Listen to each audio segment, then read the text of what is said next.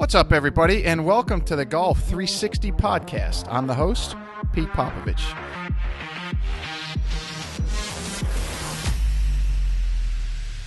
So you may be asking yourself, what is Golf 360?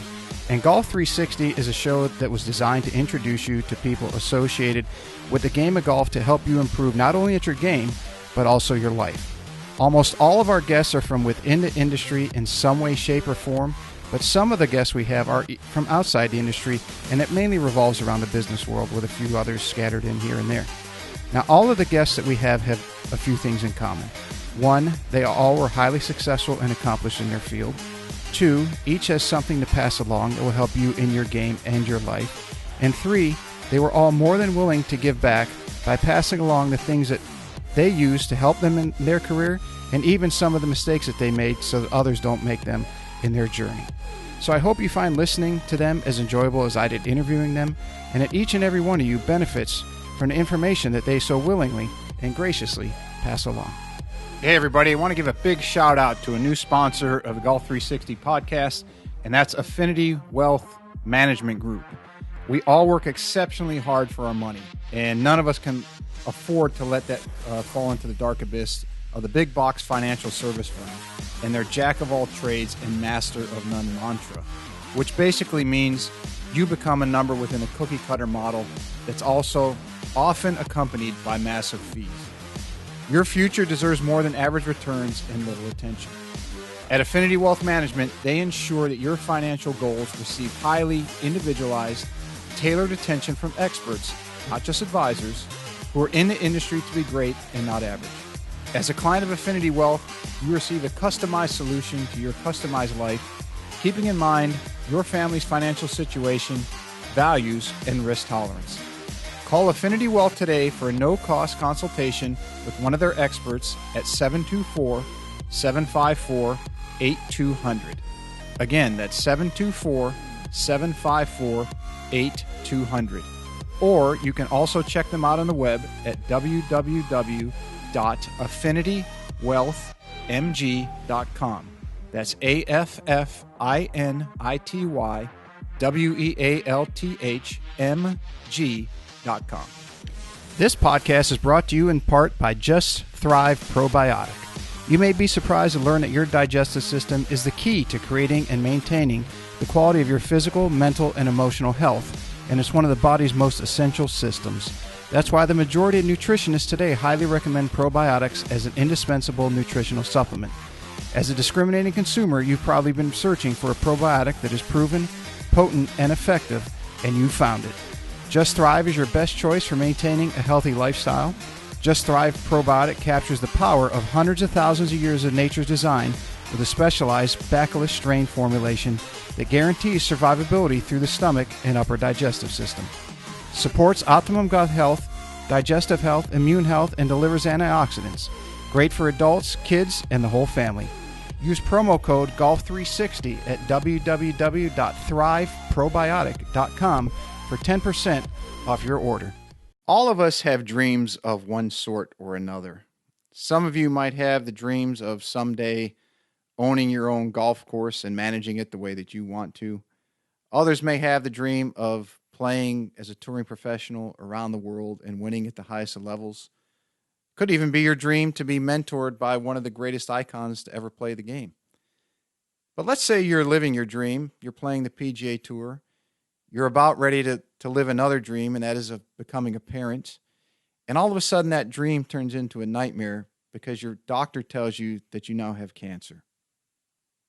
Where do you go from there? What runs through your mind? What's going to happen to your family if things don't work out the way you want to? Well, today's guest lived these dreams, and he also lived through that nightmare, and he was kind enough to come on today's show and tell us all about it. His name is Todd Barranger, and he is a very dear friend of mine. I love this guy like a brother, and it was great catching up with him.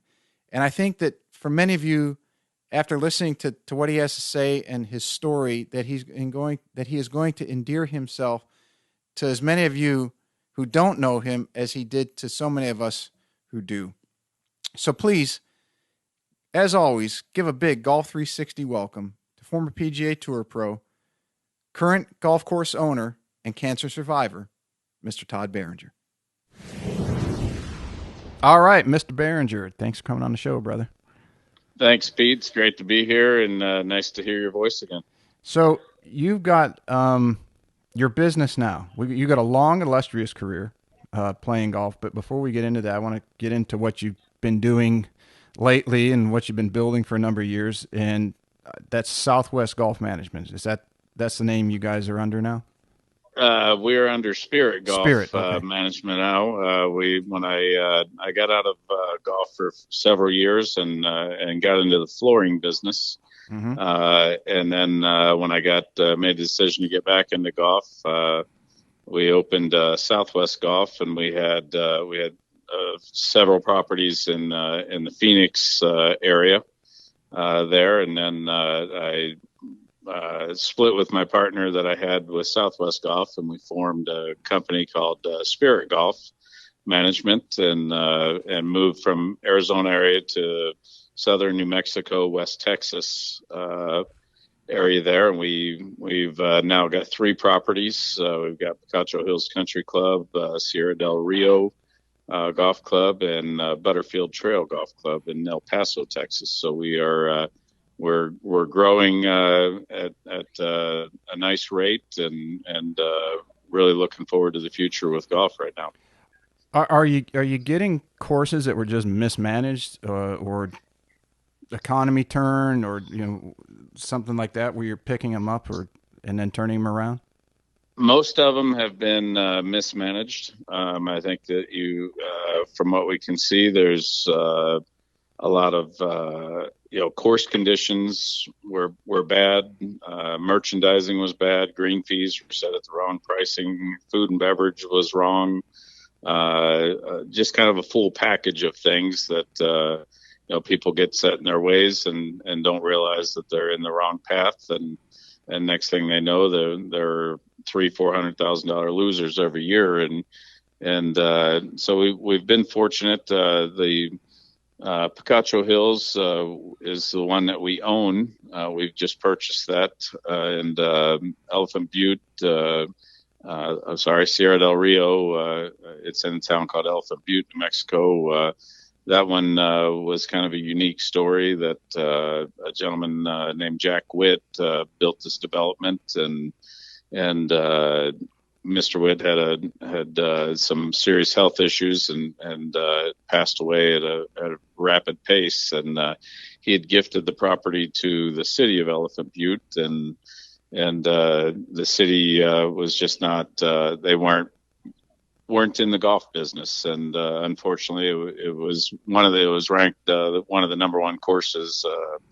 When it was built, it was the number one course in New Mexico, and the course just deteriorated. They lost the bunkers, didn't know what they were doing agronomically, and it really just the course just kind of fell apart. So we were able to come in and make a huge change in the playability of the golf course and the restaurant, food and beverage side, and the course is doing very well now. So we're very proud of that turnaround. We've kind of saved the community. It's Elephant Butte is a community of about 800 people, and this was the main focus of the town, and it would have been devastating to the town to lose this property. And then Butterfield was really a financial scenario that it's owned by the El Paso International Airport, and they shut it down in March. Just every airport in the country got hurt financially, and they shut it down in March to conserve some money, and we were able to come in and pick up the Butterfield property, and this property, it's ranked usually in the top 3 municipal golf courses in the country. It's Tom Fazio Golf Course, just phenomenal to play. And it's really done well since we've reopened it. We've been averaging probably almost 200 players a day on the tee sheet. So it has really been a great addition to our company. And how many courses do you have under your umbrella now? We have 3. That when we dissolved Southwest Golf, We got rid of all the properties in Arizona and started new and started fresh with just Picacho Hills in Las Cruces, New Mexico, and now since we've been here about 18 months, we've acquired two other properties, so three total. What is your, or is there a criteria that you have when you either seek golf courses or somebody calls you and says, "Hey, Todd, I think this course might fit your portfolio really well." How do you go about vetting just getting overrun with too many and then diluting your product? Well, I think obviously you go in first and do an on-site survey and really look at the property.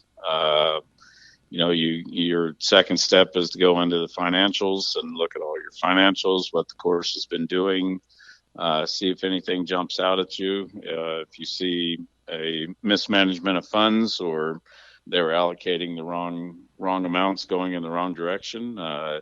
And then the next thing you're looking at is your irrigation system. What's your water source? Is it do you have your own well, or are you buying water? And those are really your determining factors on whether you dive in more and move forward with a property. We've looked at probably 15 or 20 properties that we have felt that just were not they weren't feasible to bring in or to bring them back to life and try to get them healthy, that they were kind of past the point of return. So it's definitely a huge effort in the beginning to look at the properties and dissect which one is going to be part of the family and which one you're going to walk away from. Yeah, I guess it's like a stock. It sounds like you want the one that has the greatest potential, given all the criteria that you use. Absolutely. When you're looking at these in the beginning, it's all about potential, what it could be, and then really diversifying down of everybody has the grandiose thoughts that this can be we can do 200 rounds a day at $100 a day and life is all good. But the reality is you might get $50 around and do 100 players. So you've got to kind of figure out where the reality and potential meet. How has COVID affected you guys? Because a lot of courses I talked to since the original, shock or announcement of COVID, when things started to reopen early summer, it's like they went from being way behind 2019 and now surpassing 2019. Are you seeing similar things? Our rounds are up almost 60% at each one of the properties with it, and then it's kind of the double-edged sword, because your rounds go up, but our food and beverage has suffered tremendously. So we've been able to make adjustments in the food and beverage area to not absorb too much in the way of losses, because you still need to provide services for your golfers that are on your property. Mm-hmm. So revenues from the golf side have gone way up, but you've also lost your food and beverage revenue. So the numbers are panning out to be kind of similar, but they're a little bit the overall number, I think, for everybody is a little bit lower than what they would have if they were fully operational with food and beverage. And I know I can't speak for other parts of the country, but in New Mexico, we had about 3.5 months that you couldn't serve alcohol, whether it be on a beverage cart or in your restaurant or out of the pro shop or anywhere else. So when you lose alcohol at a golf course, that's a crushing blow. Mm-hmm. In that regard. So it's really been it's kind of been just a constant juggle of how you're doing it, and adjusting rates to keep your tee sheet full, and most of the time, a lot of people I've talked to, they've actually have been adjusting rates upward just to they've had too many golfers trying to get on their golf course. So they've had to adjust rates to kind of get their tee sheet in perspective. But at being 200, 225 people, golfers a day, instead of 300 trying to get out there and play golf, and making sure they don't ruin the customer experience while they're out there. I had a friend that owned a men's clothing store, high-end clothing store in Old Ponte Vedra in Jacksonville years ago. And what took his sales to a whole nother level was he built a old school oak bar in the back of his store, and he had all top shelf liquor. And asked him one day, I said, well, how the hell did you get around the liquor license? He said, because I didn't charge. I just gave it away. These guys would come in after work. Instead of fighting traffic, they'd sit there, hang out for an hour. They'd start having a couple vodkas or bourbons, and they get a little loose. And next thing you know, they're buying a couple $1,500, $2,000 suits and $500 pants. And he says, what do I care if it's a $40 bottle of booze? Right. I just wonder if that could work in the golf business, but you might run dry pretty quick. Yeah, I would say in the golf side, I think as many years as we've known each other, we've seen some people that can put it down pretty good. So that might be a crushing blow on in the business world to do that. But everything is coming back pretty strongly now. The retail sector is picking back up with merchandise in the golf shops. We're seeing a lot of club fitting, a lot of lessons. Starting to pick back up now. So I think the whole business is trending in the correct direction. And, we're really attributing it to, as again, I can't speak for the other parts of the country, but we're really attributing to the people that we're speaking to. They had cruises lined up, they had family vacations, and they're not doing those trips now. So they're trying to find things that they can do locally in their hometowns, and most of the people have played golf before or been around golf, and they just kind of put it on the back burner the last maybe 10, 15 years, and now golf is coming back into their life and their activities, because they're not doing all these other trips that they would previously do. So it's really benefiting. Golf is really, I think, benefiting hugely from COVID, reintroducing people back into golf, and people coming back and just playing. The avid golfers, excuse me, is spending more time at the golf course because they can work from home. Mm-hmm. So that there's a lot of factors that are aiding golf right now. I've talked to many people out back in Scottsdale and Phoenix area that summer golf usually dies out very hard in the Phoenix Scottsdale area in the summertime, and their tee sheets are full 7 days a week. So that's great news for them, and they're all on the road to recovery from what they lost. You can never recover what you lost, but they're at least able to keep the doors open and keep employees employed and pay all the bills every month. So it's a positive thing for golf. I've seen too many businesses and know too many business people that have shut their doors because they just can't stay afloat anymore. What are some of the bigger challenges that you're facing? I mean, outside of COVID, obviously, but is it getting good help? Is it regulation, finance? What do you find that just wakes you're thinking about it at 3 o'clock in the morning while you're laying in bed? Water costs. That's what will keep you awake at nighttime, is water costs. Mm-hmm. If you're in this business and you're trying to find a bank or financial institution to borrow money from, golf courses are still about as far down the list as you can get.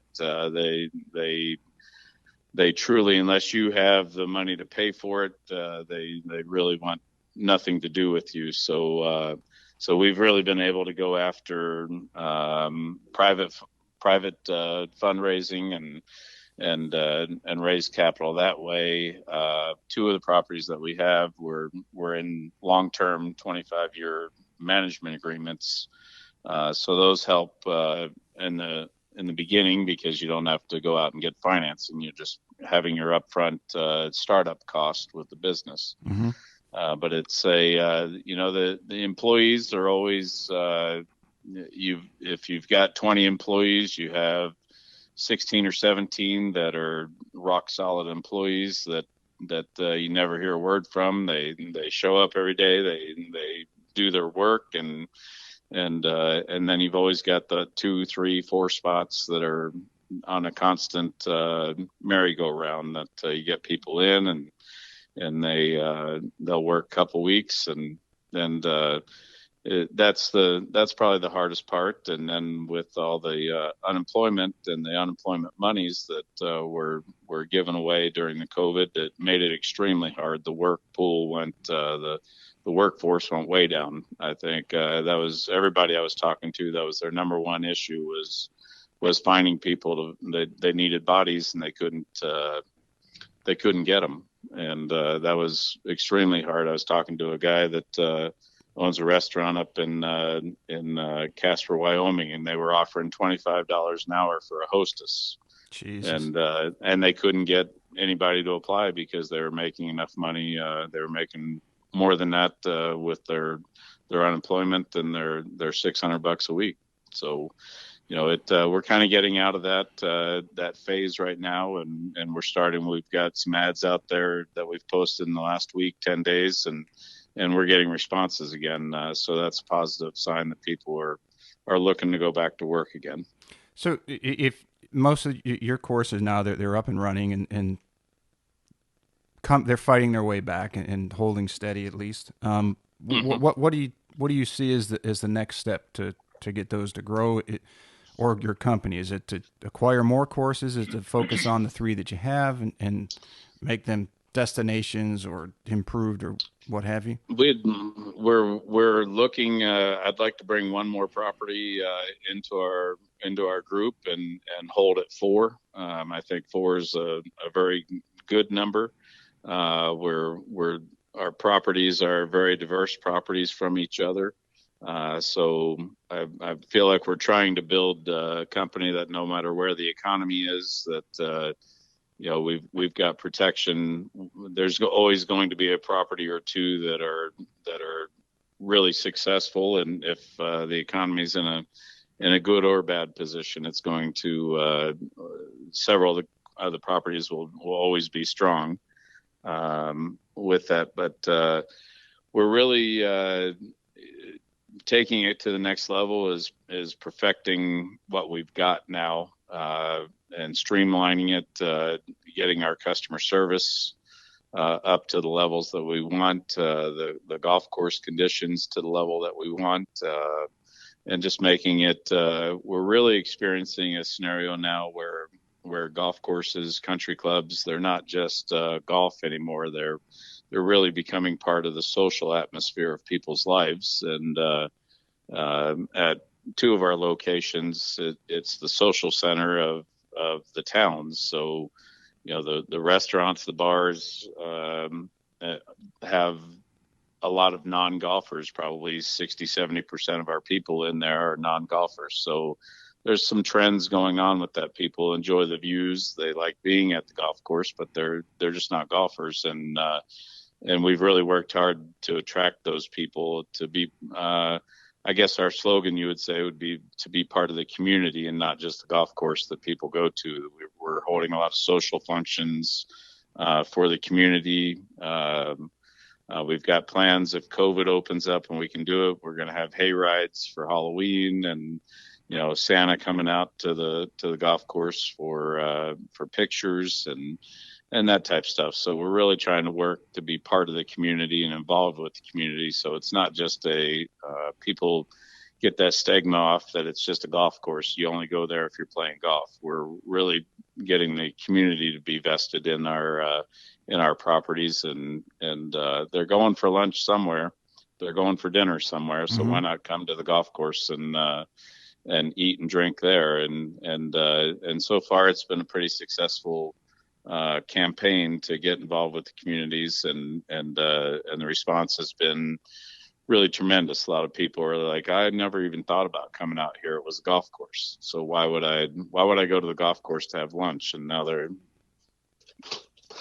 now they're saying, I can't believe I didn't come here the last 20 years to eat lunch. Yeah, especially if you have good food, right? I mean, you in the Hilton Head area, and I don't get out of here enough, but you remember it well enough from the years you lived here. But the courses like Old South, where I'm at, they've had the same cooks for, I think, pushing 30 years. And the place is Right. jam packed every Saturday and Sunday morning. People come there for lunch, exactly how you just described. It's part of the community. The locals hang out there. And I'm assuming you guys have somewhat of an off season. And when that happens, you got your core group of people that live in that vicinity who make it part of their community that still support you. Absolutely. And anytime that you have, if you're in a part of the country that has a down season, it's just a massive part of your business plan is how you fill that downtime that you have. And by being part of that, the cheers, if you want to say, destination, that the locals are going to come, and it's their local watering hole, and it's the place they come and have happy hour and eat and drink 2-3 times a week, and that really helps from a business standpoint to minimize the losses that you experience in your downtime. And usually, the downtimes are when it's extremely hot out. So when it's your downtime in the golf business, it's also your most expensive time because you're employing more labor. The grass is growing at full tilt, and you're needing more chemicals, more water. So it's kind of a catch-22 when golf courses are in their slow season. It's the most expensive part of the year for a golf course to stay open. Do you, to get people out there? I've always had the assumption and the theory that if you get the kids to come, then mom and or dad have to come, and then grandma and grandpa might come, sister and brother might come. So promoting to have a junior presence there turns 1 or 2 kids into 4 to 6 customers because they're going to have to drink something. They're usually going to have to eat something. Is that part of something that you guys do, or is it, does it fit into that culture, your places at all? No, it absolutely does. And we're really working hard. One of the properties, Butterfield Trail Golf Club in El Paso, we just took over August 28th. So we're establishing and putting together the plans for the junior program at that facility. The other programs, junior programs, they're essential to have at any club. For one, we all know from being around golf schools and that type of stuff, if the kids get involved, mom or dad are going to get involved, and whether it's green fees or whether it's a membership at the private club, people are, they're going to support their kids and do things to further their potential. So junior programs are a big part of our business plan, and not just the business side. It's fun. It's the side of the business that's probably the most rewarding, is to watch that young boy or girl make solid contact for the first time and see the ball fly away, and you can see it in their eyes as soon as they hit that first shot. That they're hooked on the game, and that's what all of our jobs are in this industry, is to get that next generation of golfers coming to the golf course and getting involved and making it part of their lives. And I think with what's going on in all the other sports right now, with football, with all the concussion protocols, and I think parents are taking a second look at other sports and saying, you know what, golf's not so bad. My kid's, he's not going to get a concussion. He's not going to, he might sprain an ankle. That's about as bad as we're going to get. A few blisters on the hand and a sprained ankle, that's about as severe as we're going to be. But no, the junior golf is essential, I think, at every level, whether it's at your local municipal or whether it's at the high end private club. It's just essential that every property should have a strong junior program in their wheelhouse. The other thing I found that worked really well, the ladies, the women.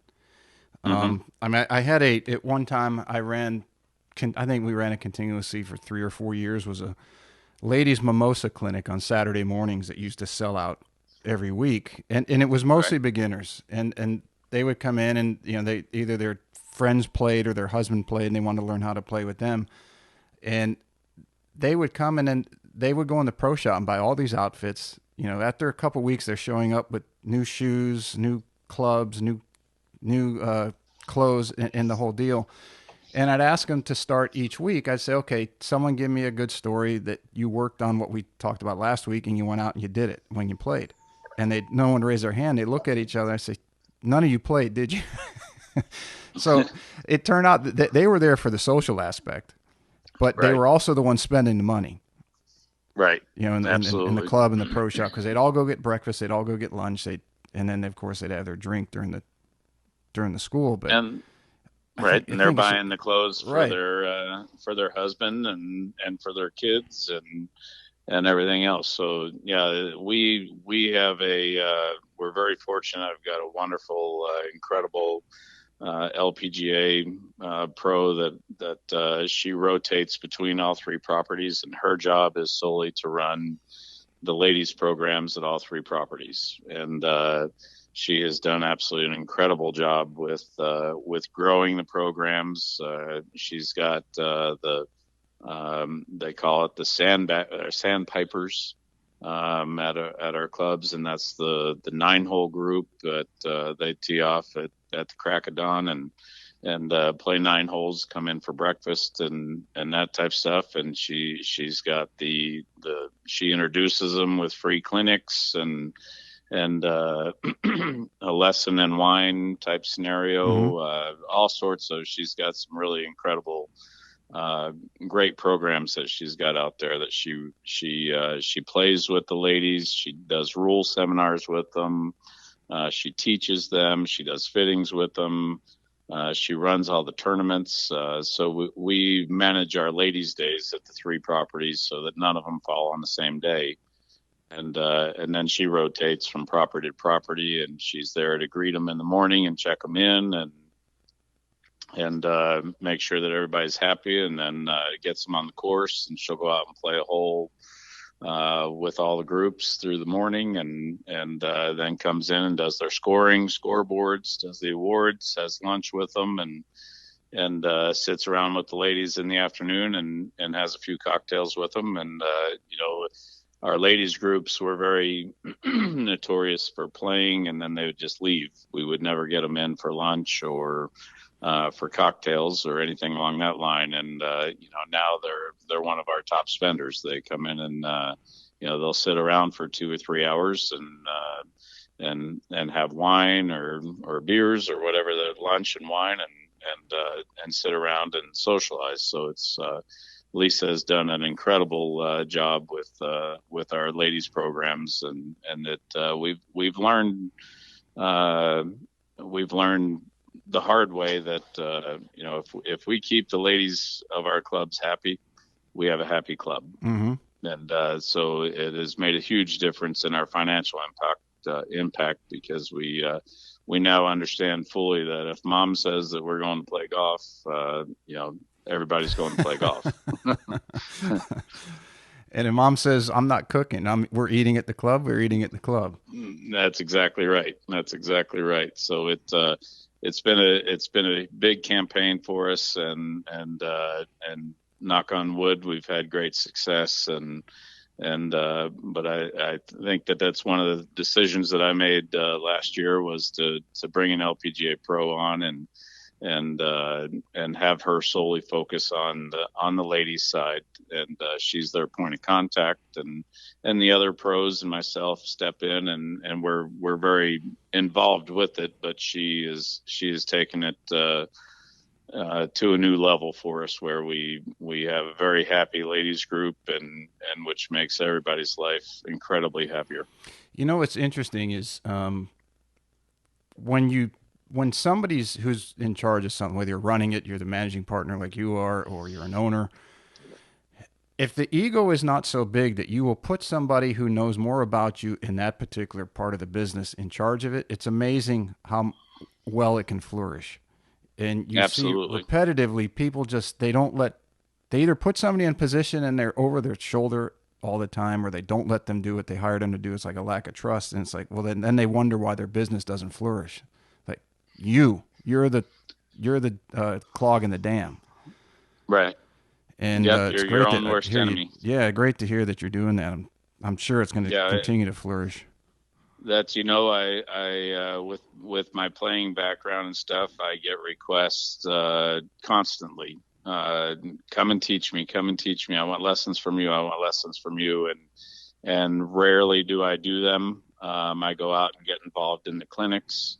But I've got a great group of golf professionals in our organization, and so I push the people over to our golf pros for lessons, and it's worked very well. And then my job is to be the supporting factor, and go out and check in with them, and hey, how's your lesson? Hey, that was a great shot, and yeah, whatever the scenario is. But I try to stay in the background and let our staff do what they know how to do, and it's also part of my job is to grow them, and I tell all my staff, except for my food and beverage manager and a couple other pertinent managers that I want with me for many years, but I tell my assistants, our job is for you not to be here for the next 10 years. Our job is to train you and grow you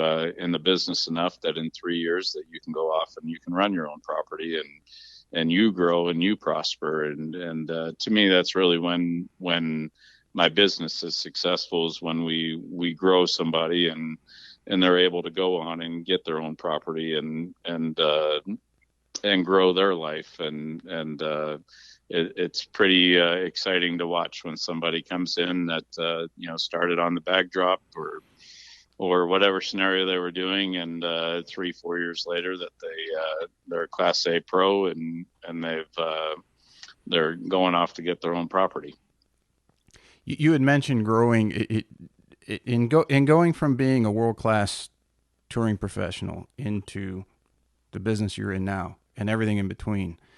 Do you, looking back, do you find out that it's the growth that you had is that the core common denominator is you had a strong desire to achieve something or to build something, and then you took it from a professional sports playing athletic career into the business world as soon as you figured out where you wanted to put that focus?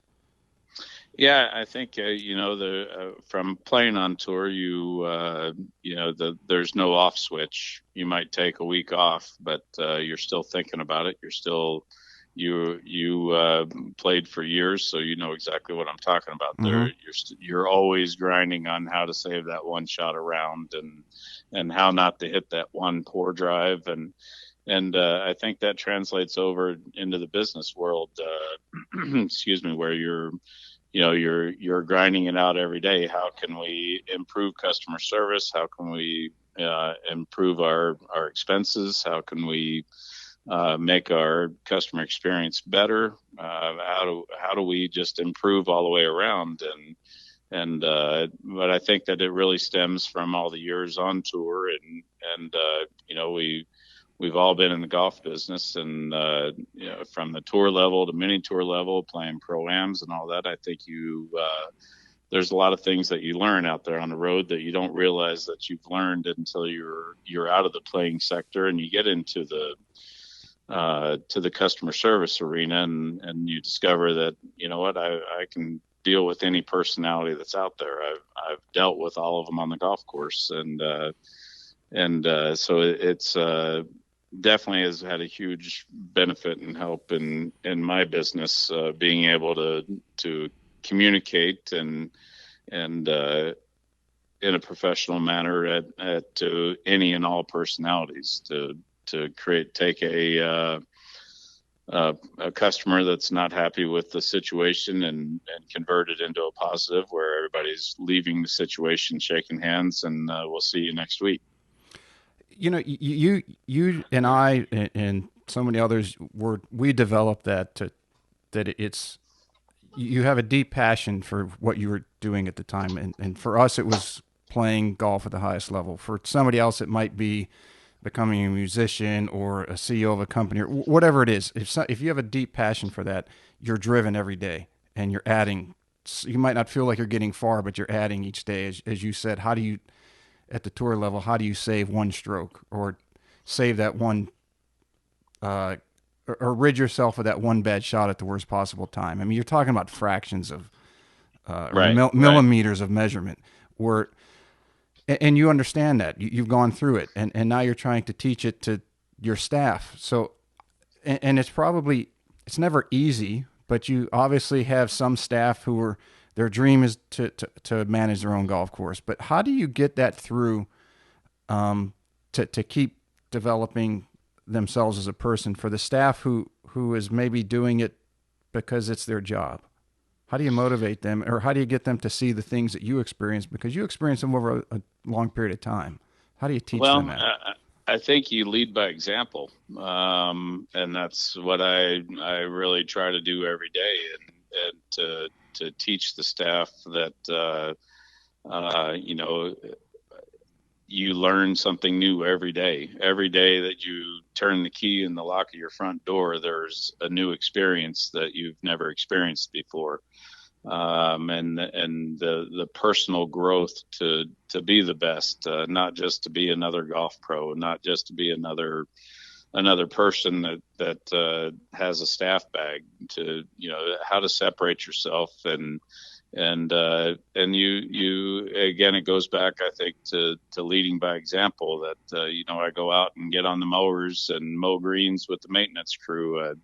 I get in the bunkers and rake bunkers in the mornings with them.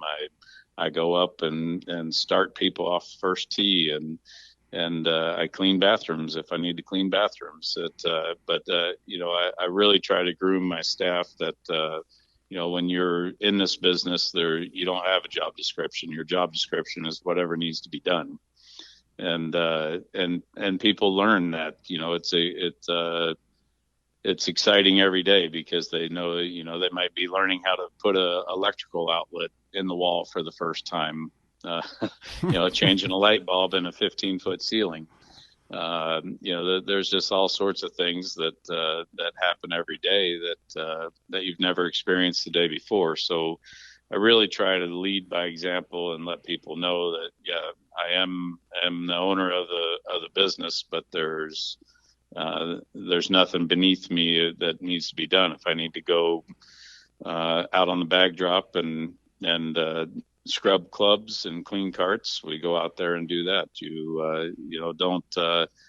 I think we've all come from that background where we've seen the golf pros that they get the title and they're a director of golf or head pro, and they become too good to be out there with their outside service staff, or they're too good for the maintenance crew, and I think that's a wrong attitude in the business. I think that's how you earn the respect of all of your people, from the maintenance crew, which is probably one of your most important aspects of your business. If they've got pride in the golf course, they make sure that the fine details are done, that weed is picked up in the crack of the cart path, and that bag of chips that's blowing across the golf course is picked up, and you try to create a culture that they're proud of what they're doing, and that you're proud of them, and reassuring them of what a great job they're doing, and if there's mistakes being made, that you approach it in the correct manner with the people and with the employees, and make sure that they're not taking what you're telling them as a negative, that it's constructive criticism, and you go out and do it with them, and it just makes all the difference in the world when your staff has got pride. Then your properties have pride. That's something for the last year or two I've been working myself to improve on is some of the kids I coach, or the people I coach who are trying to play at the next level, college, Division I to professional, mini tour to bigger tour. And for a long time, I because I've had some of these people for a number of years, and you tell them to do something and they fight you, but then they do it and it works, and you're like, look, I'm not telling you to hear myself talk. I'm telling you because this is going to help you. I've been where Right. you are. There's a reason Right. that you can't beat me, and you're playing every day, and I'm playing once a month. Right? I know when to Right. turn it on, you don't. And I'm trying to show you. But the thing that I struggle with is even after a number of years of doing that, and you tell them to do something and they still fight you, and you tell them, well, you do it because I told you to do it, doesn't really work to somebody who's in that daily grind of trying to figure it out, whether they're playing from Division One to Corn Ferry or developmental tour to big tour, whatever it is, and it's that Right. communication like you just described, and it's a lot has to do, I think, with that trust, to where if you're getting into the trenches with them and they're like, holy shit, Todd's the boss and he's right here next to me. Wow, that means a lot. And don't get me wrong, there's definitely times that the conversation goes the other way where they're not willing to do what you're asking, and you have to be the boss. That you've got to just look at them and say, okay, it's not open for discussion anymore. This is how it's going to be done, and that's just the bottom line. Mm-hmm. So it's rare that happens, but there are times that there's just points and times that you have to just say, okay, it's not open for discussion anymore. This is how it's going to be done, and that's the end of the conversation. So let's get it done. But I've known you And long enough. I would have to guess that after that situation is passed and things have calmed down some, that you pull them aside and say, look, I know we didn't agree, but this is the reason we did it. And can you now see what I was trying to get through to you? absolutely, absolutely, that's part of the that's part of the healing process and part of the growing process. And I think if you don't have that attitude, that you go back and circle back with them and and reiterate why it was done, and I can tell you just about 100% of the time after it gets to that point and they do it the way you want it, they come back and say, I got it now. I don't know why it wasn't making sense to me, but I've got it now. Now I understand why you want it done that way. Mm-hmm. And very rarely does it go the other direction. That's I don't there's 100 excuse me, there's 100 different avenues that you can go, and standing and screaming at employees just not it doesn't work in today's world, first of all, but I've never done that. But it's with today's workers, it just doesn't do you any good, and it doesn't do the employee any good. So it's a waste of time to get into that mind frame where you're it becomes a shouting match to get something accomplished. It's just a waste of time all the way around. Right. We're almost actually going backwards in your career. So you got the business career now, but as you mentioned, you had played at the highest of levels. You played in the PGA Tour. You played all over the world. You've won multiple times on big tours. It's, not just small stuff. Let's get into that a little bit, because everybody always wants to get a glimpse behind the curtain of what it's like to be a professional touring pro, and you were there. You were there for a number of years. Just kind of briefly talk about your career, how it.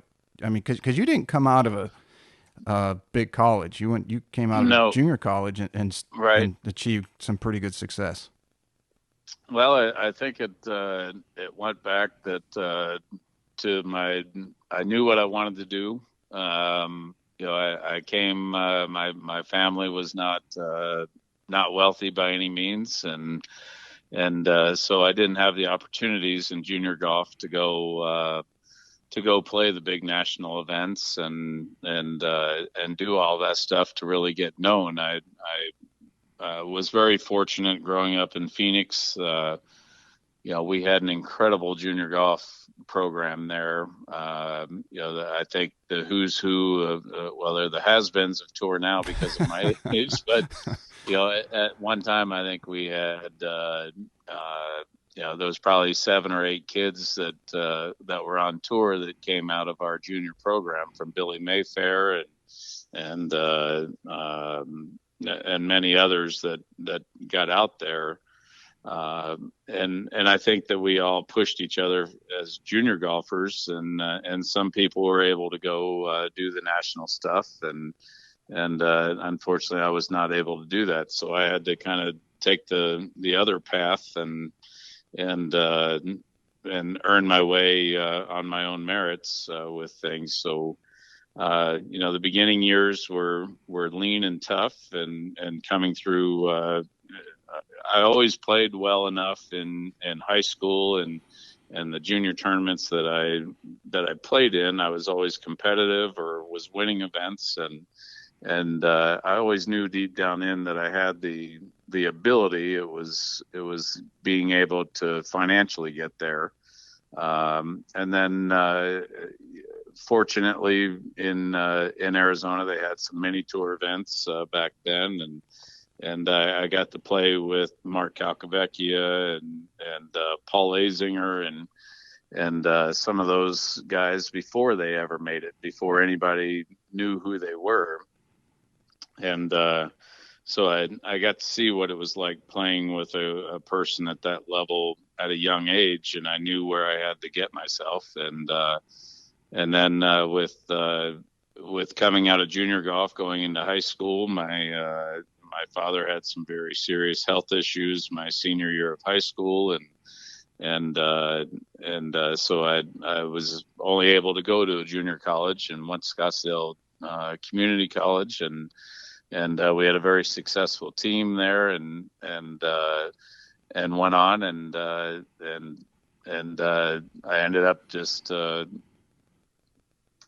deciding that I think I knew in junior college that I was good enough to make it. I was playing with enough guys that were playing on tour, Jim Nelford and guys along that lived in Phoenix, Scottsdale area, and I was able to play with them on a regular basis, and I knew that I was competitive with them when I was playing with them, and so then we went on to the mini tours, and back then all the mini tours were in Florida.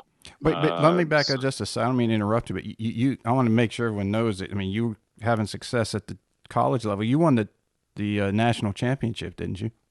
Yes, the individual. I won the individual, and team won the team won nationals, and I won individuals. And that was that your junior year? That was in '87. Because BK, Brian Contact, for those of you who might not know, he won. Was it the next year? Didn't you guys come in first and second or something like flipped years? Yeah, we won, and then his team. I was off the team, and then they won. When Brian was on the team, they won back-to-back years. They had a much stronger. We had an incredibly strong top 4 guys when I was playing. We didn't have a 5th guy. He was a good player, but that's where we'd usually get beat in the events, was the final stretch. But the Brian Contact and Jim Lemon and a couple of those guys, they came in right after I left, and they won back-to-back national championships. Strong program. Coach must have known what the hell he was doing, recruiting. It was the farm league for ASU.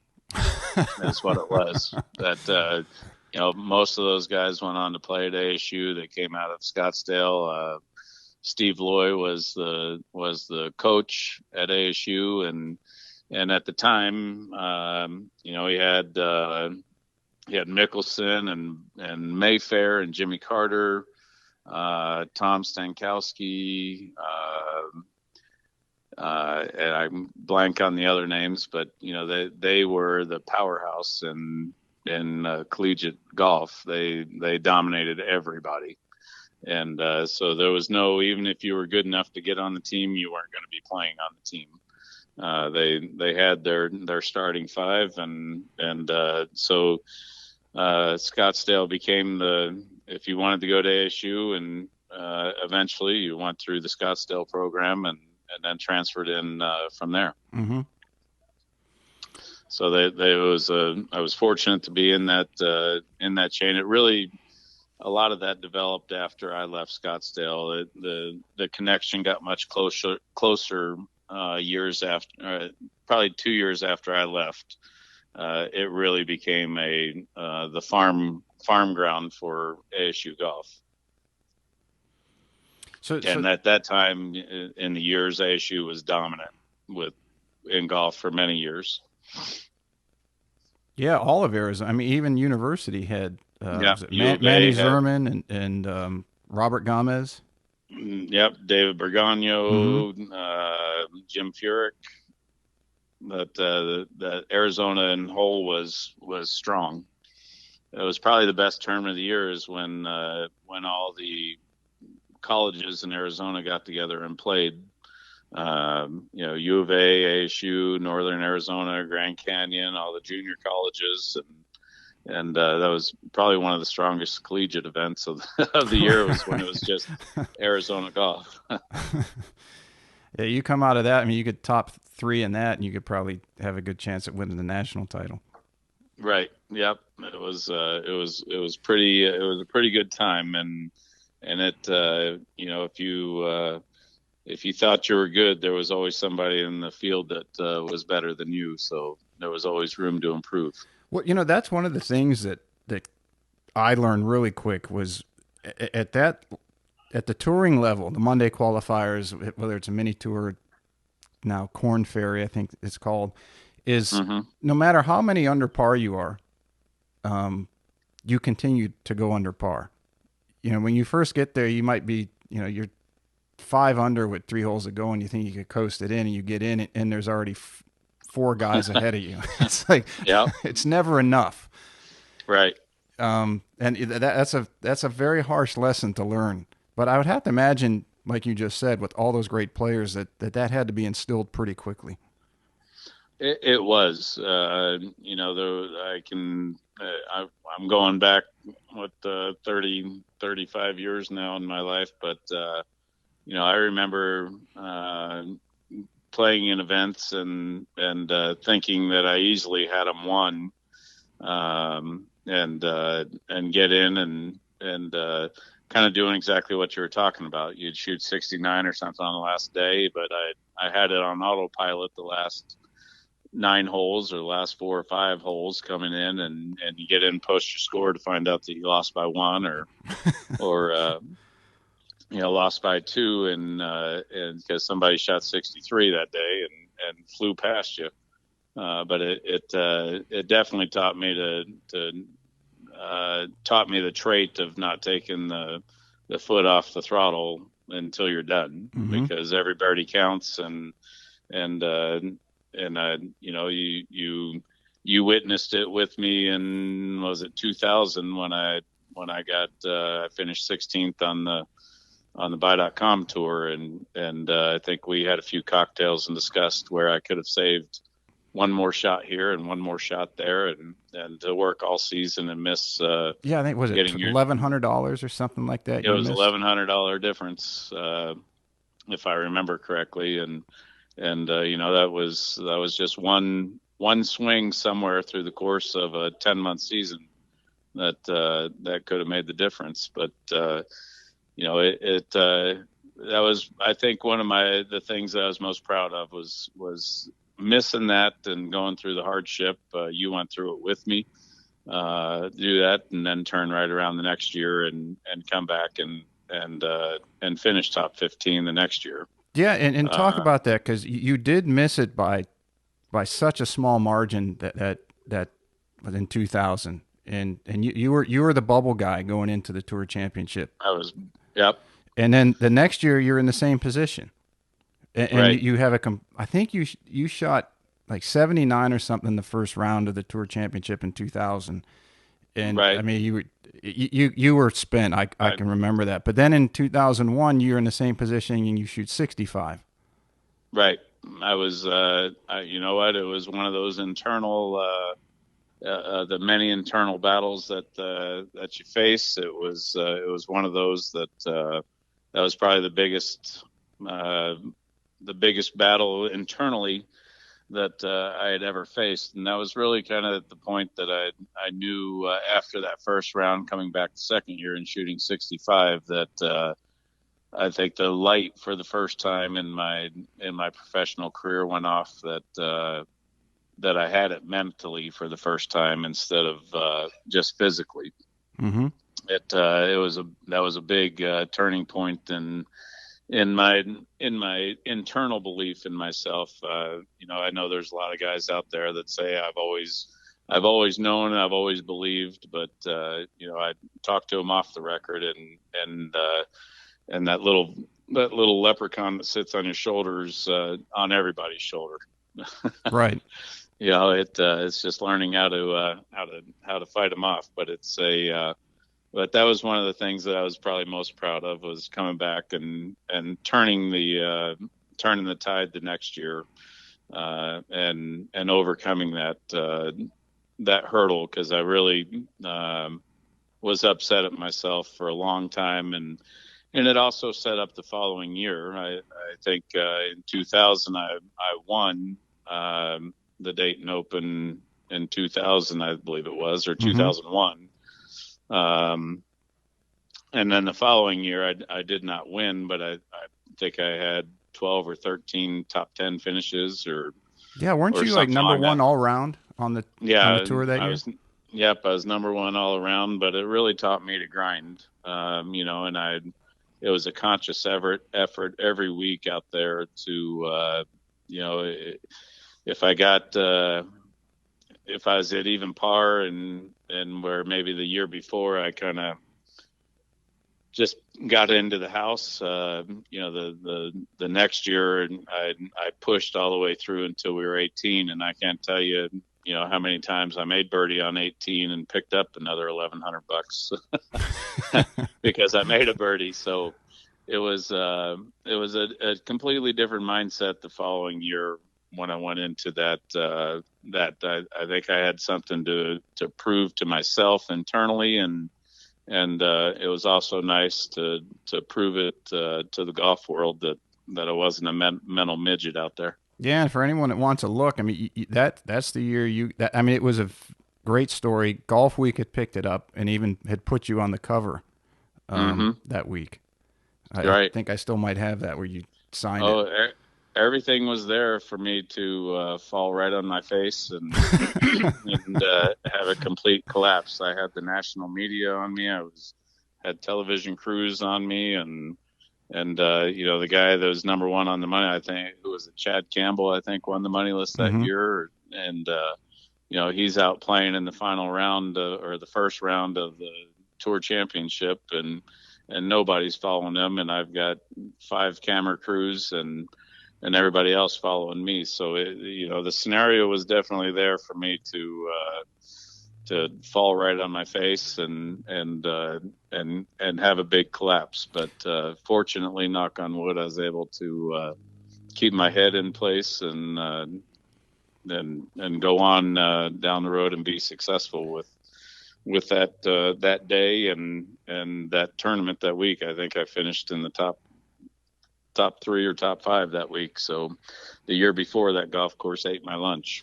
So let me ask you this, because you have, and I know you well enough to know a lot of the challenges or difficulties that you've overcome, and you do it consistently. It was the year before or 2 years before where you had Mondayed into enough where you earned your membership, but I remember at Q School you were leading, and then it was like all of a sudden disappeared, and nobody knew why, but you had some equipment issues that really cost you. Yeah, I had. At the time, I was playing a driver that had a very thin face on it, and I was, I guess, fortunate in my golf that I hit the ball pretty hard, and I kept busting the faces on the driver. And so I went through and I think I was traveling with 6 or 7 different drivers, and that particular week I went through and and every driver in my stash I broke the face on that week. And so it was kind of a major issue, and so I ended up finally switching equipment companies, and found the one that I couldn't break the face on. Yeah, it worked out pretty good. How do you think that going through that adversity that year, and then built up to you getting to the 15th on the money list, and then the adversity you faced there obviously helped you the next year, and that you completely turned that around? Do you think it was that you can look back now? Does it look like it's a learning progression? Oh, it's absolutely was a learning phase, a learning stage, in every aspect, from physically to mentally to learning how to deal with the press, with public acknowledgement, and all the way around. I think it was a huge learning and growing phase for me at that time. Understanding that it's still just golf, and I think all of us, when you first get a little bit of national media attention, and you get on the cover of some magazines and stuff, I think you get a little. It's very easy to get a little arrogant and a little cocky, and that definitely happened with me. I became somebody, but I wasn't there as much as the newsprint and everything was leading up to. So the following year, it was very bittersweet in the sense that I climbed probably the biggest hill in my playing career that year, because it would have been pretty easy after 2001 and losing that spot the way that I did, to just kind of pack it in and never be heard from again. Mm-hmm. And it's not like you didn't have success prior to that, because you won. What year was it? You won the Thailand Open, which turned into the Johnny 96, Walker. Right. 96. So, in looking back, was that just that you were younger and not took it for granted, but expected to play well and didn't know how to deal with adversity? Well, I was in Thailand, and there's really no, nobody back here, or the world media had no idea who won the Thailand Open. Not like when Tiger won it, a year or two later? No, it wasn't like when Tiger won it. So, it was the Asian Tour back then, and it was completely different experience. And but going back to the Asian Tour, I think that the Asian Tour had a huge factor in that, because that was, you can talk to anybody that played over there for more than a season, that was really a grind. You were there because you wanted to play golf. And there was, you couldn't, half the countries you couldn't communicate in, and it kind of taught you how to, if you want to say, be a loner and be find out who you were as an individual, because there just wasn't much socializing, and it was tough over there, but it was a great experience, and I think I learned a lot about that. Was kind of the start of learning that golf's just not about the physical side. There's a whole mental aspect that takes place with this thing. Right. And I mean, what was the draw to Asia? Because it's hard enough to go, even a player like yourself who had won a national championship even as an individual, you obviously have the game. And I always tell people the difference is you're dealing with variables, and every level you go up, you've got more variables that are trying to distract you. So, but I think for me, I think my deciding factor back at that time, I'm trying to remember. I think it was I can't remember all the phases of the Ben Hogan Tour and the Nike Tour and the Buy.com Tour. I think it was the Nike Tour at the time. I think that their purses were maybe $150,000, $200,000, and in Asia, they were playing for $400,000, $500,000 purses. Mm-hmm. And it was a short season. It was 15 weeks. You went over in January, and you were back by the end of April. So to me, it was, I looked at it as there was and the other mini tours at that time, they were very expensive to play. And there really wasn't much money in the Florida mini tours by that time. It would cost you $1,000 to go win $1,500. And so looking at it, I just felt like it was I could go over to Asia, and if I could play well over there, that I could come back here and fund the rest of the season from playing over there for 15 weeks. And luckily, knock on wood, I went over there and won, and had a couple, I think, top 5 finishes, and did very well, and was able to come back over here and support myself for a couple of years, because it was the next year that I ended up getting. I believe I think Buy.com came in the next year to the tour and put a bunch of money in. And the purses on the Buy.com, might have been the Nationwide tour. I can't remember It's changed names so many which times. sponsor Hard to keep track. But a new sponsor had come in and put a bunch of money into the tour, and the purses had went way up. So it was that next year that I ended up staying. I think I went over and defended my title. I think I went over and played 2 or 3 events in Asia the next year, and then focused here more in the U.S. After that, and that was it for my tour years over there. Then it wasn't like you were just beating local players over there. I mean, there were some pretty heavy names. It was a good tour. I mean, the competition over there was very strong. You had all the Australian players, a lot of the European players that were playing over there. It was right at the end of the Australian tour season. Mm-hmm. So, they were coming for us as Americans going over there. We were just ramping up our season. Where the Australians were coming, they were at the end of their tour year, so they'd been playing for months and months and months before they got up there. So they were tournament ready. Where the Americans coming over there, it would take a week or 2 or 3 to kind of get your bearings. First of all, because you're halfway across the country, and second, you hadn't eaten any food for a week or 2. But it took a couple weeks to get your tournament face on. And then, at that point in time, the tour became pretty heavy. There was a lot of Japanese players that came down, a lot of Australians that came over, Europeans, and if I remember correctly, it was limited to 35 Americans could play on that tour.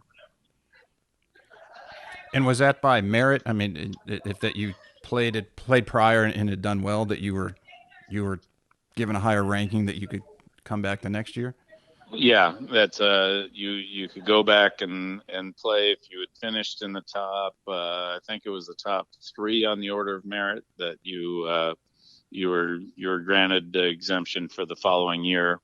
And that also got you into a few of the events up in Japan. Mm-hmm. So those were always fun events to go up to, because at the time the Japanese tour was playing for a tremendous amount of money, and so it was like it was like getting into the Masters when you got to go up to Japan and play for $3 or $4 million a week. If I remember, you winning that Thailand Open got you into the what was it, the World Championship or World Open at Chateau Gene Elan? Saracen World Open. Yes. Yep. And you almost won that too, didn't you? Yeah, I finished. I believe I finished 3rd in that, if I remember correctly. Is that the year Nobilo won? Yep. Yeah, I always thought that was a cool tournament. The winners from It all around the was. world. It's a shame that tournament didn't get a hold of and stay on the tour circuit, because it was a great venue. You had to win a national open to get into it, and so you had a lot of great players there. It was fun. I think I was paired with Payne Stewart 3 of the 4 days when we were playing it. So Payne and I, as you know, we're good friends, and so it was a fun week at Chateau Alon. What there was there was one story a mutual friend of ours wanted me to ask you, that something I remember it vaguely.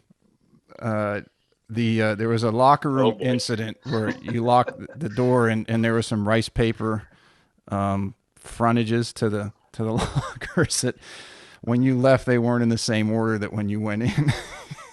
Yeah, that was at the Kanto Open on the Japanese circuit. That was not one of my prouder moments of my career, but I had finished Sunday's round, and I think I had shot 64 or 63 or something, and had moved into possibly in contention. The leaders were still had 4 or 5 holes, but at the time I was leading the tournament, and so I went in and signed my scorecard and put it in the box and did everything as I had done. That's right. I remember. Yeah. For the previous 100 tournaments that I'd played in, and I went into the locker room and was sitting down eating some lunch, and the officials came in and grabbed me, and they had said, you need to come out to the scoring tent. And I went out there, and you could plainly see on the scorecard where I'd signed my name, but somebody had erased my name off of my scorecard, and they said that I turned in my scorecard without signing it, and I appealed and did everything else, and they basically told me, so sorry, Charlie. No, you're disqualified. So you did a little remodeling for them? I remodeled the locker room on my way out, and was eventually escorted by the police to my hotel room to collect my belongings, and then escorted directly to the airport to be flown out of the country. Yeah, that was another good story. That was a fun one. I think we were probably 6-7 beers in when the one time you told me that story. Well, I had that because it was so funny at the time. I had to get that in. You had even success. Let's back up again before that at the PJ qualifying school. Your first year, I believe, first or second year, right around in there. First time you went. My first time I went was 93. Okay, so then it was your second year that you got second year, right? Tell everybody kind of that life as a rookie at the biggest of stages. Give a glimpse into that. You know, I was incredibly blessed when after I got my card. At the time when I got it, I was living in Orlando. I had played well enough on the mini tours down there to be able to afford a junior membership at Bay Hill, and was able to become friends with Arnold Palmer, and so when I went off and got my card, that I had come back, and Mr. Palmer had offered me a very handsome contract with Palmer Golf at the time, and he actually picked Steve Stricker and myself up out of the qualifying school, and but I was very fortunate that we were able to I was able to travel for a majority of the year in '94 and go through the excuse me, that was his farewell tour. Yeah, the Oakmont that year. That was the year that he played his last U.S. Open, and it was I got to play a practice round with him 2 days at Oakmont, but traveled all the West Coast events that he played. We played at Pebble Beach. We played at Bob Hope and what was the other one? Torrey Pines, I believe he played.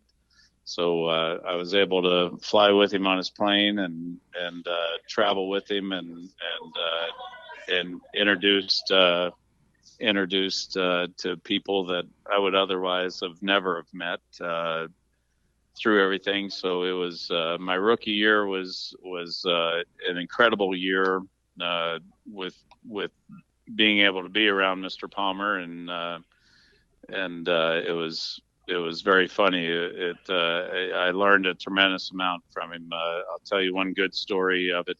We were playing Pebble Beach in the practice round on Wednesday before the tournament started, and we were playing. Let me see, it was the 18, 17, 16, 15, 14, the par 5. Mm-hmm. And so I'd hit it. We were gambling within our group, and I'd hit a huge drive down there, but I still had 290 or so to get to the green, and so I decided he was 30 yards behind me and took his driver off the deck and knocked it up there, 50 yards in front of the green. And so I was already up at my ball and he was walking up behind me as I was standing up there. And I think I took out 4-iron just to lay up down there and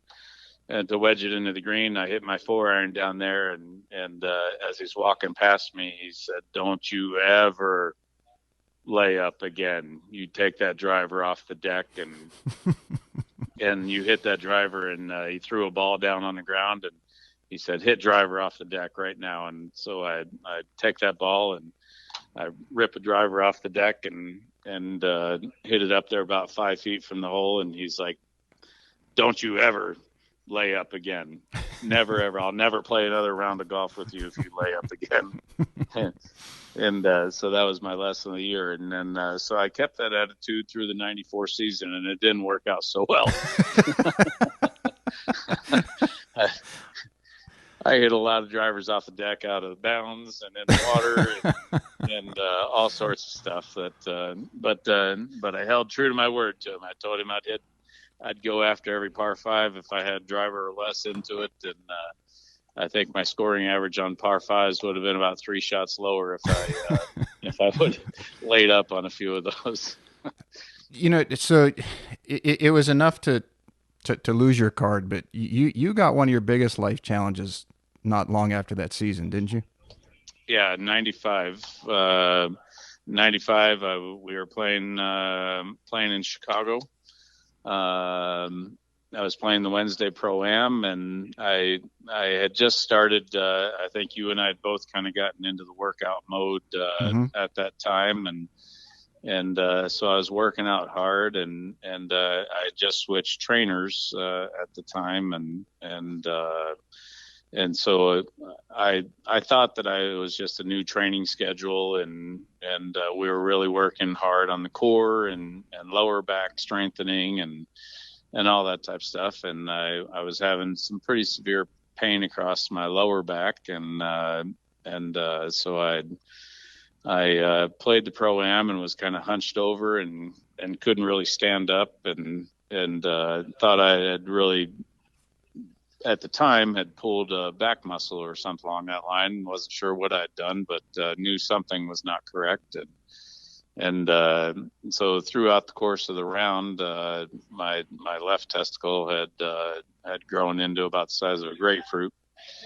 And so I was literally knelt down to read the putt, and that was the last thing I remember for a while. And at the time we were living in Knoxville, and flew home to Knoxville, and my ex-wife had arranged for me to get into a urologist right away, and was diagnosed with testicular cancer.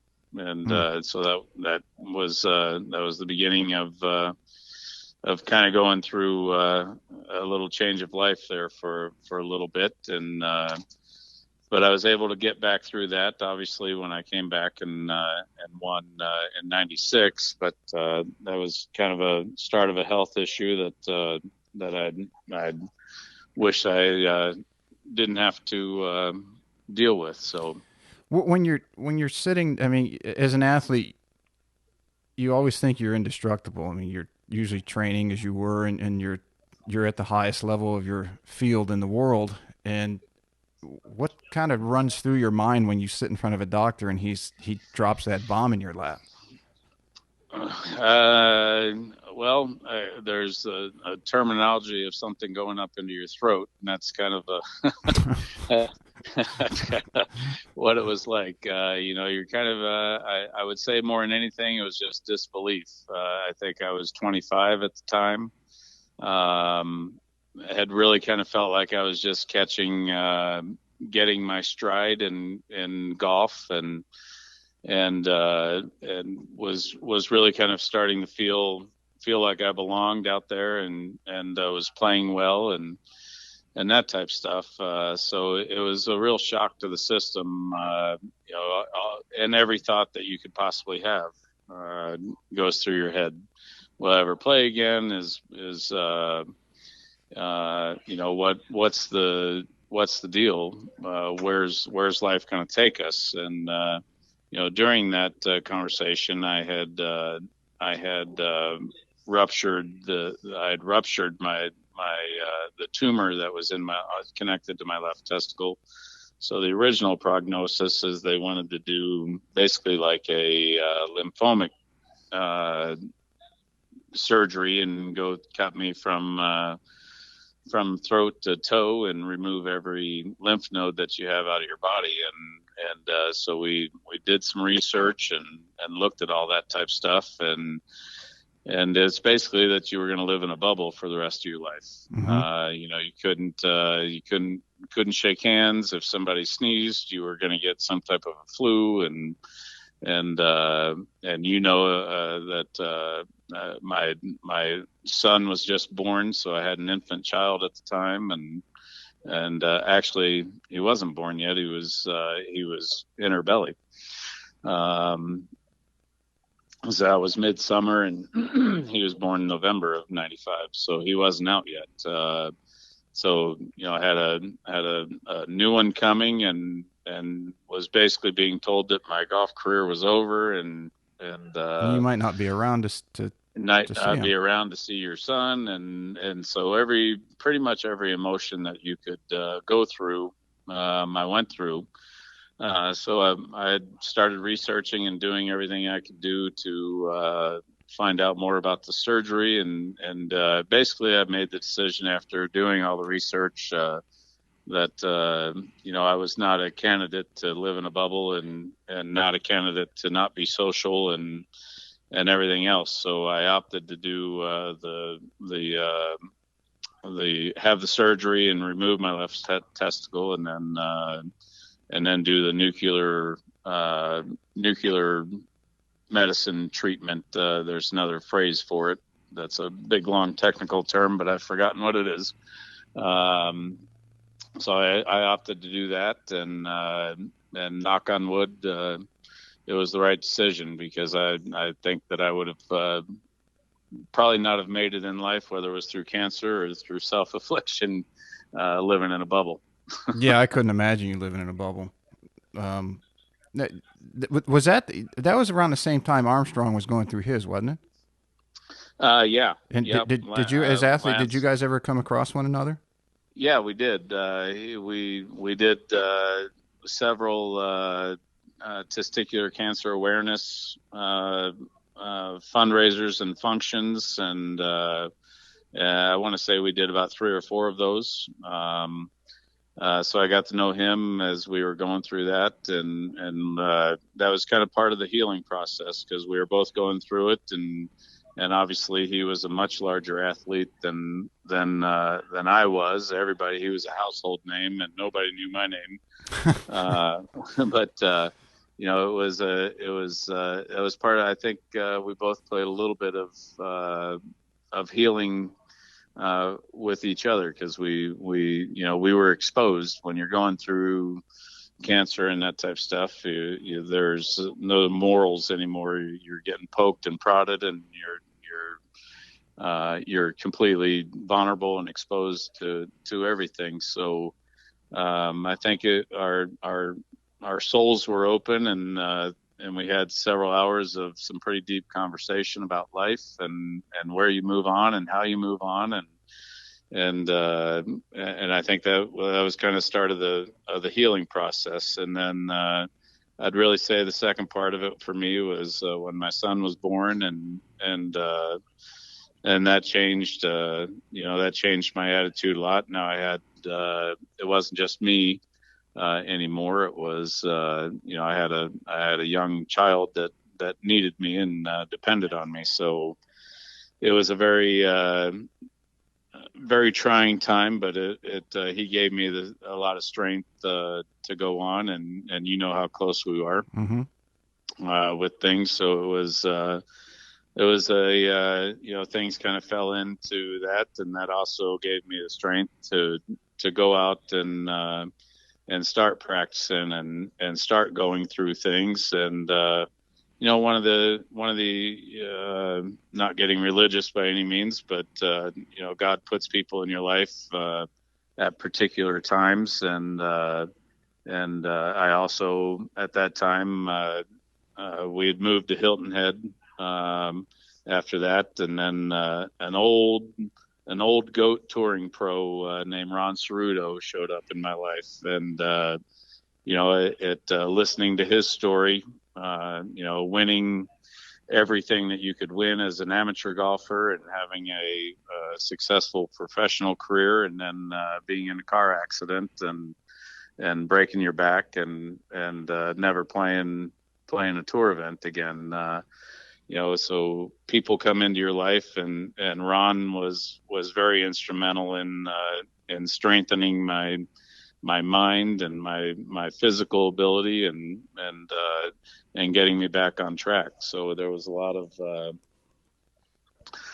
of things, kind of situations happened over the next few years. You and your brother coming into my life, and all that kind of stuff. So there was a lot of really cool things that continued to make me stronger and a better person. And as you know, I've kind of always carried that motto. I work hard, and I learned to play hard as well. Mm-hmm.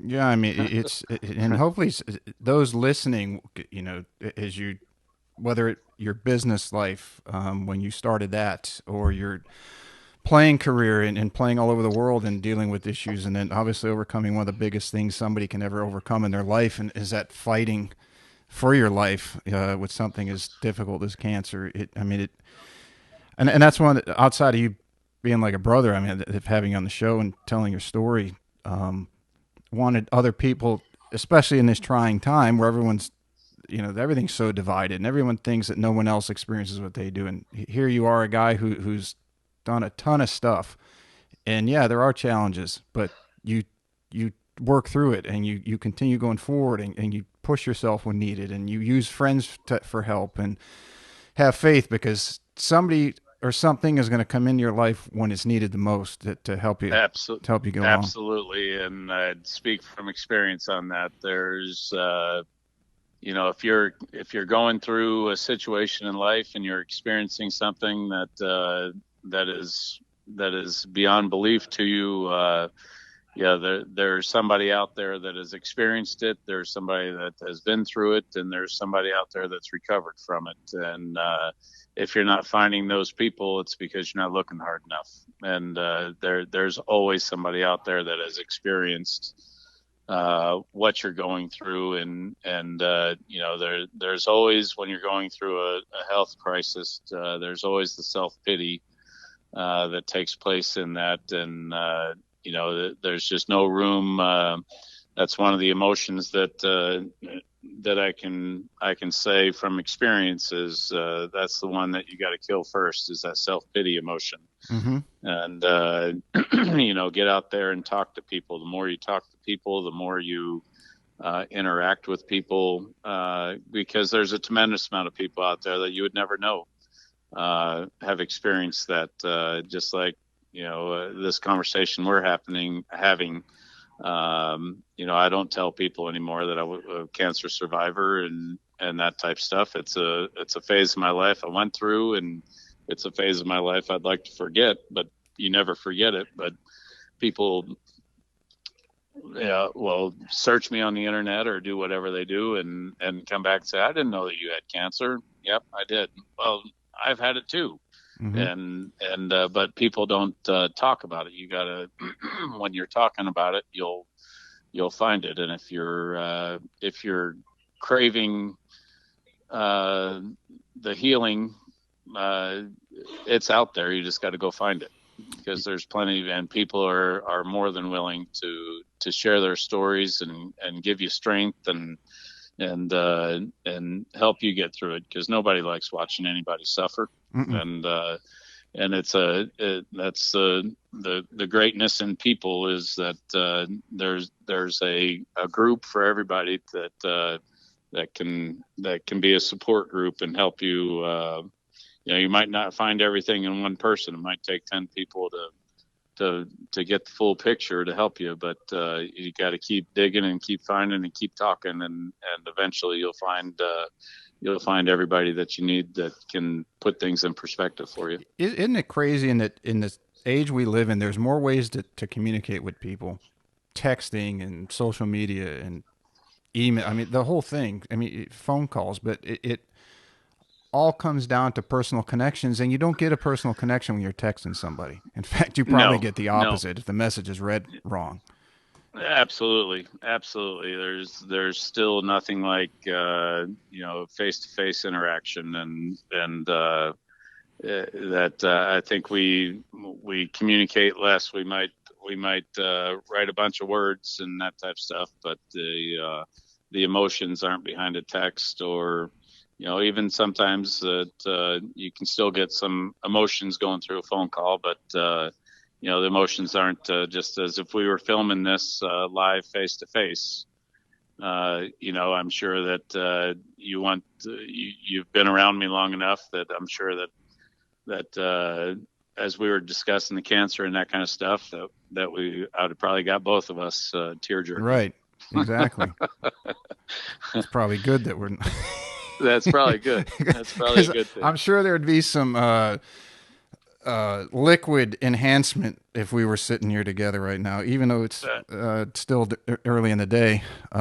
There's no doubt we have enough of those. We could have called a day off. What? If you could go back 20 or 30 years, what advice would you give to your younger self? And would the young Todd have listened? I think the younger version of me, I think that early in my career that I had a gift of a physical talent, and didn't understand the mental side of the game, talking about referring to this in the golf sense. I was gifted an incredible ability to hit the ball a long way and maneuver balls around like a lot of tour pros couldn't do, and create shots and do different things. And that was the physical side of it. And growing up through junior golf and through that stuff, the mental side wasn't all that important, because I could beat you just on the physical side alone. But I think now it's much more exposed, and it's much more talked about than it ever was when I was a junior golfer, collegiate golfer.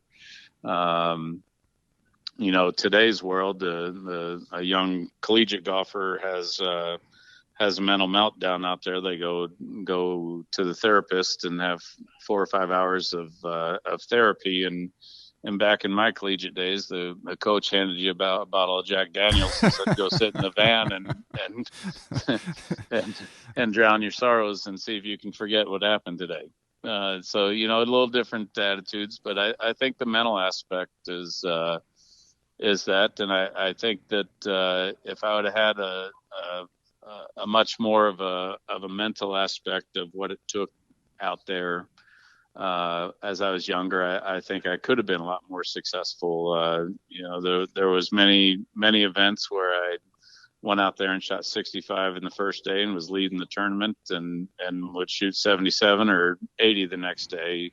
I didn't know how to handle the pressure of leading a PGA Tour event, and it grew. I'm a stubborn person, and so I always thought that if I improved my physical side, it was that would handle the mental side, and as I grew and matured and things, I understood that the physical side wasn't going to get much better than what it was. It was the mental side that I needed to improve, and that took me through. It took me until probably into the 2000s, early 2000s, before I fully started understanding how what the importance of the mental side of golf was. It's amazing how this game will expose our weaknesses, isn't it? Be it Absolutely, as a person, or as what you have not developed. And I think people, because of my experience in golf, somebody who might be a member at a club, or you play in a pro-am or with, or someone and they ask you about tour golf, and obviously Tiger comes up, and I say that the best thing his dad ever did was develop his mental side from the time he was a little kid, and let somebody else handle the physical. Because it's I mean, you do that from the time you're a little kid, that he did with his dad, all the way up. I mean, it's because if you let's take the two players of our heyday, with Tiger obviously, and then let's not even, Mickelson is a little different, but let's take someone like Davis Love, who is arguably the top golfer on the tour when Tiger came along. And you could argue Davis had as much talent as Tiger. He hit it as long, he hit it straight. But the difference, I think, is if you take those two examples, is Tiger's dad worked on his mental game. Davis's dad was a golf instructor, worked on his swing. And that's, don't get me wrong, anybody out there listening, I'm not saying Davis Love is not mentally strong. I'm just taking two people who are at the highest level, probably have equal talent, and somebody could probably argue that, but you get one kid you take equal talents, and one kid is trained in mental and one is just in physical, you see the difference in the pieces of work. I agree with that 100%. And that's where, this younger group that is out there now, let me back up a little bit. In 96, when Tiger came on the tour, he was mentally prepared to win right away, and he did. Back in 93, it was unheard of that rookies won. It was rare. The old perception was, well, it's going to take you a couple years to learn how to win out here. Yeah, and you don't hit your maturity on tour until you're in your mid-30s, which is 12 years after you get out there. And back in that era, yeah, it was. When I came out at 23, I believe I was the youngest guy on tour at 23, and now these kids are coming out, 20, 21, 19, 20, 21. I remember when it was Sergio, when he came on the scene and was 18, 19 years old, and everybody's like, what the hell? That he was the phenomena that at the time, but these kids that are coming out of college now, I can say some argumentative things that can get some debates going. I don't think that they have all the shots that we had in the old days. If you put a 9-iron out there at 90 yards and tell them to flight it down, they don't know how to do it like we used to. But mentally, they're much stronger mentally when they're coming out of college than what we ever were. And again, back when we were in college, it was all physical. You went to the range and you beat balls for hours, and you played, and you didn't really get into I can't remember any of my collegiate coaches ever giving us a book or talking about the psychological side of the game or any of that stuff. It was, Yeah, you were looked at like something's wrong with you if you were right. into Yeah. that If you stuff. said, I need to see a psychologist, they canceled your scholarship. Right. See, there was something, there was issues with you. So, back then you really didn't, it was all physically pushed, and you just, you worked on your physical side. But these young men that are coming out now, the Justin Thomases Well, yeah, look at Matt Wolf. I mean, he won last year. I Matt think he Wolf was he 19 or 20? right. These young kids that come out and they're in better shape than we were in. They're mentally. I don't know what they are in their personal worlds. I don't know any of these young kids, but I don't know where they are personally in their life. But that 4 hours that they're on the golf course, they're much more mentally sound on the golf course than what we were at that time. And the tour is different now. When I came on tour, you played golf and everybody went to the bar together and you talked about going to a gym and you were a freak. What do you want to do that for? You'll screw up your swing.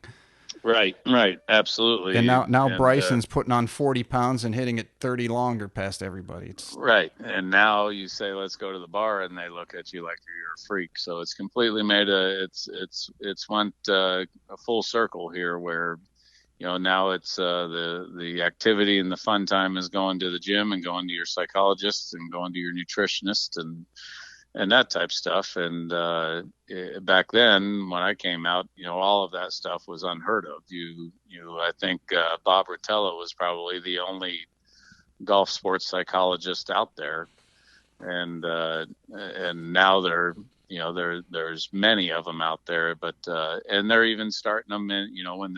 I've heard of a couple of these collegiate programs. They've got psychologists on the team. They're part of the coaching staff. So times have turned, and the kids are a lot stronger. We came out. If you had, I grew up on a farm, and so I had farm strength. But I mean, these kids are coming out now. They're built, they're strong, they're flexible, and they've spent half their lives in a gym. So completely different arenas. I watched Justin Thomas doing an exercise where he takes a stretching band and he's got his arms extended, so he's engaged in his upper back and his rhomboids and all that.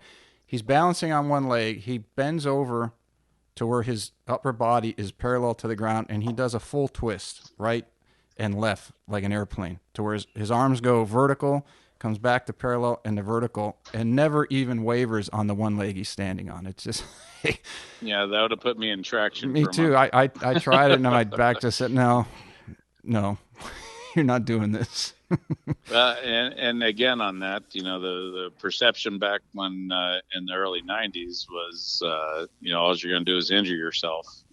And, working out, you could work your forearms and your hand strength and your legs, but you never wanted to build your chest. So, if you did work out at all, you never did chest exercises. And now you see these guys out there, hell, they're just ripped, massive chests and these huge biceps and triceps and trapezius muscles and everything else. They're just, they're a walking bill of health. And so different times and different things. But I think in the same sense, though, that golf is, from the tour level, the golf's in good hands with these young men that are out there. They've got personalities, and I think we went through the phase where the tour kind of lost its personality. With things. And but these young guys, the Rickies and Justins and stuff, they've got personality, and social media is playing a part in creating those personalities. But I think the tour's in great hands now with Matthew Wolff coming in and I think we're also seeing, if you get into the golf swing, I think we've gone through the phase of, the lead betters and that type stuff where you tried to make everybody swing the same. And now you're seeing a lot more personalized golf swings that, people are coming out with swings that are not textbook looking, but they're efficient golf swings, and they repeat and they work, and the teachers aren't taking that away from the kids anymore. They're letting them swing more to their own personality, and I think that's great. That I'm so thankful that we're out of that. Everybody has to swing club the same mentality. Yeah, I think Furyk, it was in the era where everybody was trying to be cookie cutter, and he was so different that everyone said just leave it alone. And then if you remember Right. Sergio, the big talk on Sergio was he's got to change his swing because he's not going to last with that harsh lag. And his dad and his uncle said, no, we'll work with him. It's got him here. And it was really before those were kind of the trace beginnings of the individualized swings. And then, of course, now that we use Matt Wolf as I think Ricky really took that off, right? Ricky's swing Right. was not the cookie cutter, and he was doing really good. And then now it's progressed to Matt Wolf and, the whole George Genkus thing. And I think he's got great instruction. I think all of his guys are phenomenal golfers. And I think it's led to that. And the crazy thing about George is if you look at a lot of the kids he teaches, they're all great kids too. So he's doing a wonderful job, not only with their games, but their attitude and them being contributing members of society and good human beings. They're just great kids. Absolutely. I think he's doing a great job. I Of all your achievements, and you've got a lot of them, what are you most proud of? I would say that's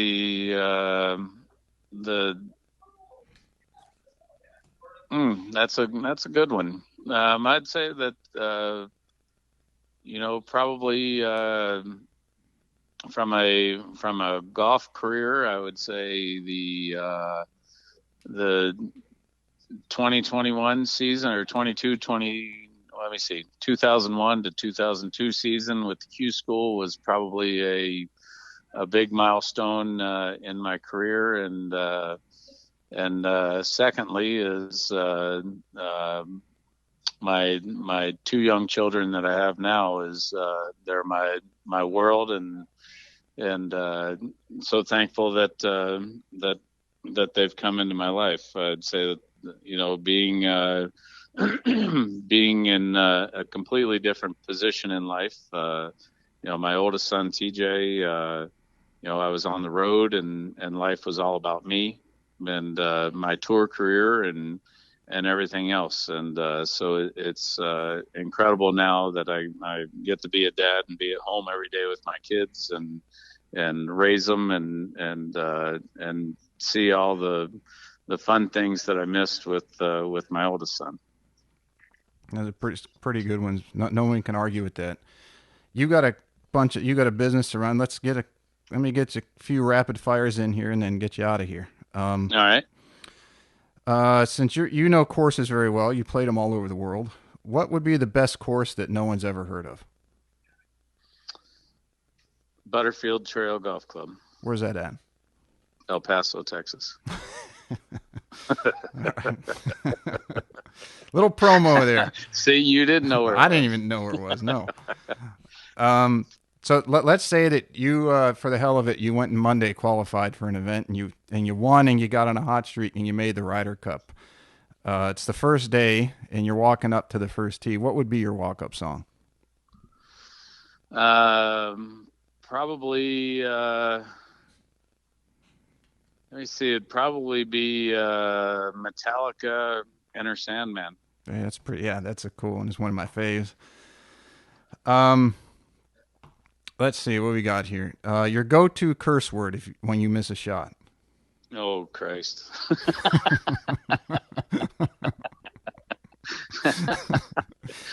Next, you've been all over the world. The strangest thing you've ever eaten. Monkey brains. Ooh. I do remember you told me about that one time. Like on Faces of Death, that old movie, remember Yep. that? Yep, I do. That about made me throw up. All right, I got it. So in case people are wondering, what did it taste like? And don't say chicken. It really was it was more of a lobster texture Mm-hmm. type scenario, crawfish, lobster in that family, crab leg. And it really didn't have any taste, so to say, because you were eating it with different sauces. Mm-hmm. So it just tasted. You really didn't get a taste of the meat. It was more of the sauce that you were eating, which I was drowning it in and drinking as I was chewing. Probably required. They give you those for a reason. What's your superpower? Say that again. Your superpower. What would you say your superpower is? Or what would your friends say your superpower is? Endurance. I would agree. Given the successes and then the challenges if you've had, and that one follows the other and brought you to where you are, it hopefully people will obviously see that after listening to this. Best line from Caddyshack. You can play 18 holes on it and smoke it in the evening.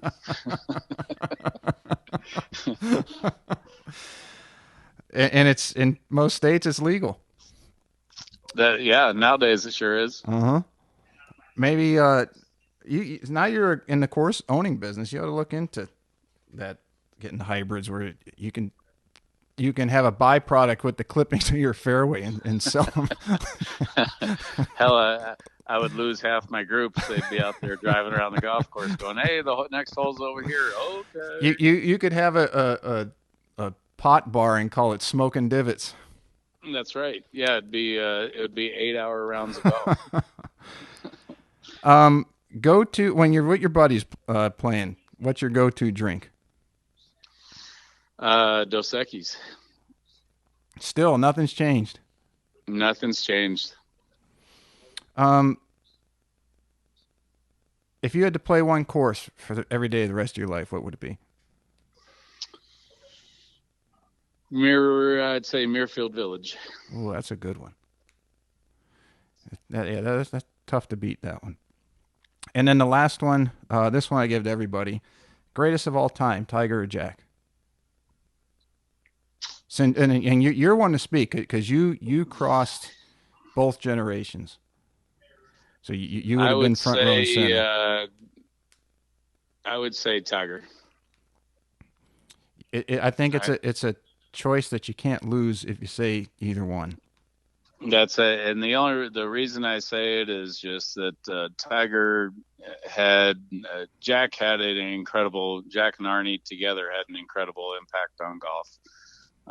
But what Tiger did for the game of golf, and you've heard me say it before, if there's any touring pro out there that doesn't like Tiger, they need their head examined, because golf is what it is now because of Tiger. Mm-hmm. And what these guys are playing for now is all because of Tiger. Yeah, and as you alluded to earlier, the mental game that these kids come out with. I mean, Tiger, that was his head and shoulders. I mean, outside of his length, and he was head and shoulders beyond anybody else as far as what was between his ears. Yeah, I think he's had the greatest impact on the game. Mm-hmm. And I was fortunate enough to play with him several times. There's nowhere to fight that he's not the greatest player. I think that if life would have stayed on track with him, that he'd probably have shattered all the records. Yeah, by now. I almost think he got the challenge wasn't there as far as golf. I'm not saying that winning the major record wasn't a challenge. I'm saying he was so dominant compared to his peers that it was like, okay, I got to go win another golf tournament. Right. And he just needed something motivational, and unfortunately, he veered off on. He found one hell of a motivation. Talk about overcoming a challenge, and I give him all the credit in the world for him to come back from that. Who would ever have known that Denny's was the place of all challenges? No kidding. But glad to have him back. I think the game and society, and as we alluded to earlier, nobody likes to see somebody suffer. In spite of what mistake they made. I can tell you from the golf business, when he won the Tour Championship, our rounds probably went up 30% for the next 2 months. Mm-hmm. So if somebody looking that they want to come play your courses, they want you to come speak at an event, they want to have some events at your places, what's the best way that they can reach out to you? The best way to reach out to me is my email. It's todd@sgmsouthwest.com. SGM as in Michael, right? Yep. And Spirit Golf Management Southwest.com. I'll have that. That'll be in the summary, so anyone can click on there and get a hold of Todd. Hey, brother, I loved it. You helped me when I was looking to get to that next level, the same way you said those other guys did for you, and I'm eternally grateful and just love you like family. You as well, and please give hugs and kisses to Cheto and Mom and Dad, and send my love back to them. You got it. Take care, and I'll be in touch soon. All right, thanks, Pete. All right, everybody. Thank you so much for listening to today's show. If you enjoyed it, you can find more information on today's episode and other topics at golf360.blog. There you'll find the show notes and links related to this episode, as well as any other episode that we've done so far to date. If you're interested in improving your game and would like to learn more from yours truly by taking a private lesson, a half-day or multi-day school, club or putter fitting, you can reach me through the blog site or by email, pete@golf360.blog. So some of you may be asking, what is the golf paradigm? All you have to do is click on the homepage while on my blog site to discover how you can start playing better than you ever thought possible. Or you can simply sign up, again, on the blog page for my instructional videos where I give regular tips on all areas of the game to include the swing, club design and fitting, health, fitness and nutrition, the mental aspects, and equally as important, the integration of all those things together. I'm also on social media, and you can find me at The Golf Paradigm. That's Paradigm, and I'm on Facebook, Instagram, and Twitter.